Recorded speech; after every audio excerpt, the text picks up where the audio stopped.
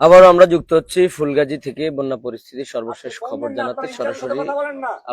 আমরা ফুলগাজী কাছাকাছি থেকে আপনাদের সাথে যুক্ত হয়েছি। Fire service civil defence station যেটা ফুলগাজীতে রয়েছে সেখান থেকে আমরা যুক্ত হয়েছি। আপনারা দেখতে পাচ্ছেন এই ফায়ার সার্ভিসের সামনে কিন্তু হাঁটু পরিমাণ পানি।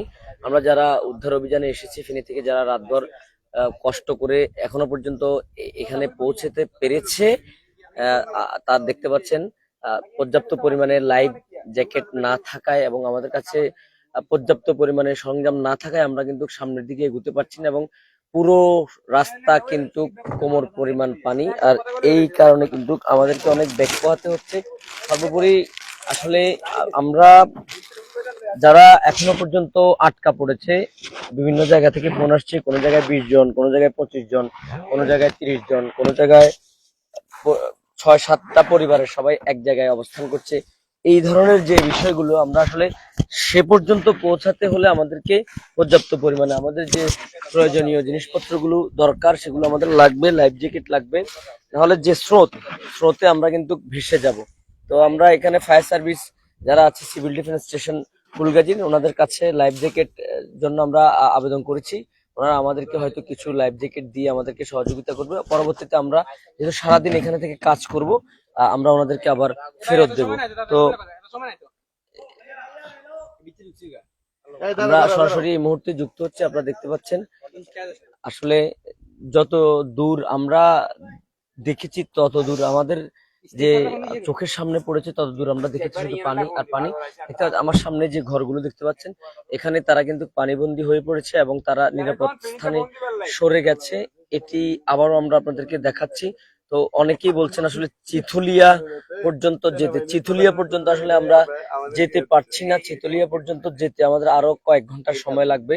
আমরা হয়তো কয়েক ঘন্টার সময়ের পর আমরা চিথুলিয়া যেতে পারবো। হাজার হাজার প্রবাসী, হাজার হাজার যারা এই মুহূর্তে এলাকায় নিয়ে যারা দুশ্চিন্তা আছেন তাদের বলতে চাই, এখনো পর্যন্ত আমাদের কাছে বন্যা পরিস্থিতিতে হতাহতের যে সংখ্যা সেটি হচ্ছে 1 জন মাত্র মানুষের মৃত্যু হয়েছে, এই ধরনের খবর আমরা পেয়েছি।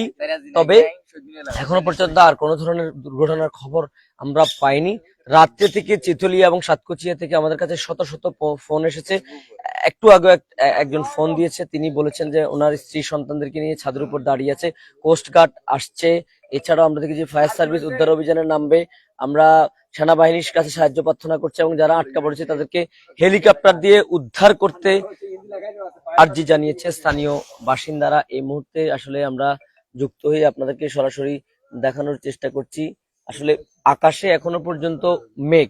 সবচেয়ে বড় বিষয় হচ্ছে ত্রিপুরা থেকে ভারতীয় উজানের পানি, এখানে একটি বাঁধ আছে, এখানে একটি গেট আছে, সেই গেটটি নাকি 1993 সালের পরে এবার ছেড়ে দিয়েছে এবং ওই পানিগুলো কিন্তু আসলে আমাদের এখানে এসে পুরো বাংলাদেশ তলিয়ে দিয়েছে এবং বাংলাদেশের মানুষ এই মুহূর্তে প্রচুর সমস্যায় পড়েছে। বিশেষ করে বাংলাদেশের ফেনীর ফুলগাজী অঞ্চলের মানুষ, তারা এই ধরনের ভয়াবহ পরিস্থিতিতে বিগত প্রায় 50 বছরের ইতিহাসে এই ধরনের ভয়াবহ পরিস্থিতি তারা দেখে নাই এবং এই যে ভয়াবহ পরিস্থিতি আপনারা দেখছেন এটা খুবই উদ্বেগজনক এবং অনেক ভয়াবহ পরিস্থিতি। এখনো পর্যন্ত পানি কিন্তু বেড়েই চলেছে এবং পানি বাড়ছে এবং পানি কোনোভাবেই বন্যা পরিস্থিতি কবে নাগাদ স্বাভাবিক হবে সে বিষয়ে আমরা আপনাদেরকে কিছু জানাতে পারছি না। সারা রাত আসলে জেগেছিলাম আপনাদেরকে একটু বন্যা পরিস্থিতির খবর জানাবো এবং আপনাদের মনে স্বস্তি দিব। এখনো পর্যন্ত বন্যার পানি বাড়ছে, কমছে না।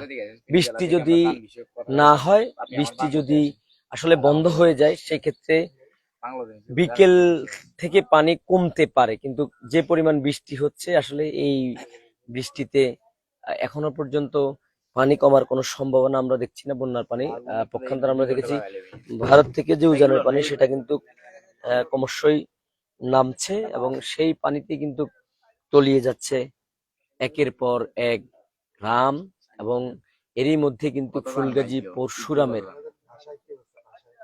প্রতিটি গ্রাম পানির নিচে এবং পানিবন্দী হয়ে পড়েছে হাজার হাজার মানুষ। মোবাইল চালানো বন্ধ বন্ধ হয়েছে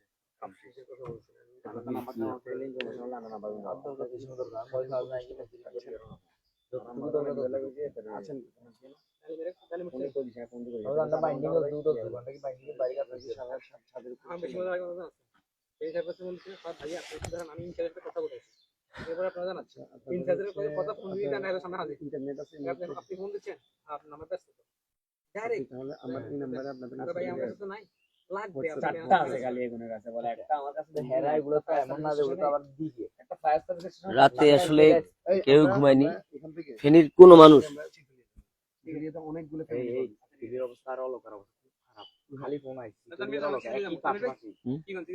হ্যাঁ শীতলিয়ে যাই আমরা, শীতলিয়ে যাই, শীতলিয়ে একই জায়গা তো জায়গা একই তো না শীতলিয়া পর্যন্ত আমরা যাইতে পারবো না। একটু তাড়াতাড়ি করেন এ ভাই একটু তাড়াতাড়ি করেন কিছু খাবার থাকলে দিবেন না কথা করে। আরে বেটা এত কথা কি বেটা নিয়ে আই বেটা